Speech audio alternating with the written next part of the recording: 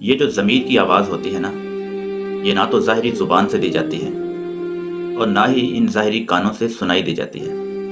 یہ ضمیر کی آواز بہت دور سے، بہت اوپر سے آتی ہے اور بہت قریب سے سنائی دیتی ہے۔ ایسے لگتا ہے جیسے ہمارے اندر کوئی بول رہا ہو۔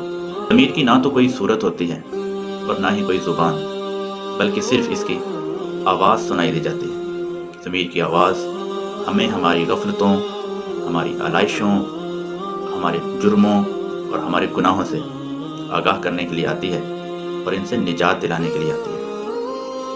ہمیں اخلاقی آلودگی سے پاک کرنے کے لیے یہ آواز پر اثرات راستوں سے ہوتی ہوئی دل کے دروازے پہ دستک دیتی ہے۔ یہ آواز کبھی تو مہربان اور شفیق بن کر آتی ہے اور کبھی کبھی یہ ایک طاقتور جرنیل کے حکم کی طرح یہ آواز اپنا کام کرتی ہے۔